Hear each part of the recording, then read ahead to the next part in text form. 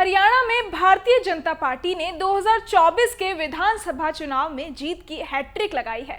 इस बार हरियाणा में 48 सीटों पर जीत दर्ज करते हुए बीजेपी फिर से सरकार बनाने वाली है। इस चुनाव के नतीजे हैरान करने वाले हैं। विधानसभा चुनाव प्रचार के दौरान कांग्रेस की लहर दिख रही थी, लेकिन रिजल्ट उस अनुसार नहीं आया। पार्टी 37 सीटों पर सिमट गई।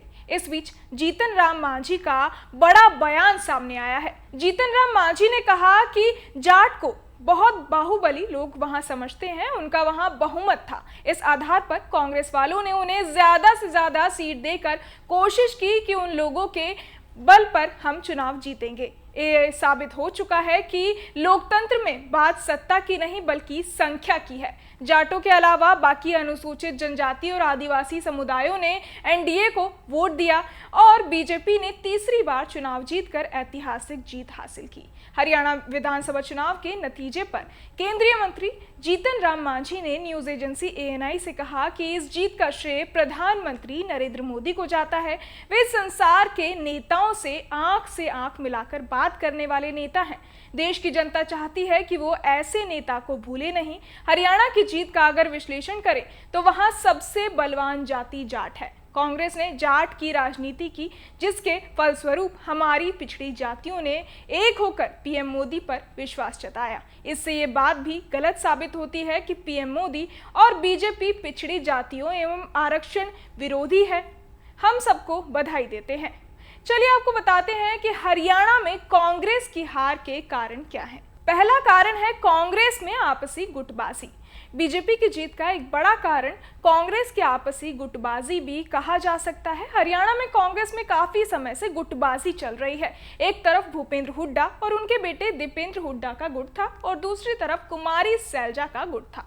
दोनों ही गुट सीएम पद की दावेदारी ठोक रहे थे। इस गुटबाजी में रणदीप सिंह सुरजेवाला भी कूद गए और उन्होंने भी मुख्यमंत्री पद के लिए दावेदारी ठोक दी। इस आपसी खींचतान ने कांग्रेस को नुकसान पहुंचाया। अगला कारण है किसानों की नाराजगी दूर करना।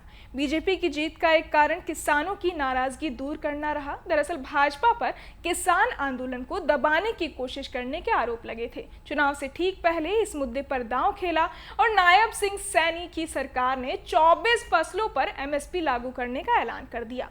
अगला कारण है खर्ची पर्ची का मुद्दा। हरियाणा में कांग्रेस ने बेरोजगारी और महंगाई के मुद्दे पर खूब बवाल किया।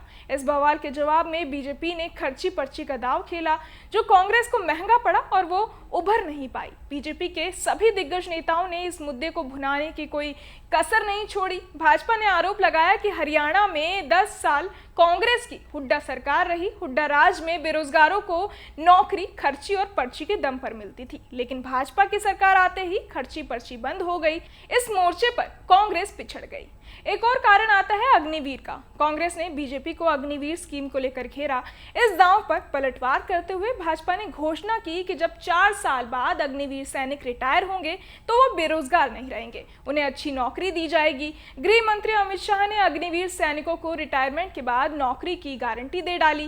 कांग्रेस के पास भाजपा की इस गारंटी का कोई तोड़ नहीं था और भाजपा को इसका फायदा हो गया। बहरहाल इस पूरी खबर को सुनकर आप क्या कुछ सोचते हैं, हमें कमेंट बॉक्स में जरूर बताएं और बाकी तमाम खबरों के लिए सब्सक्राइब करें न्यूज नेशन।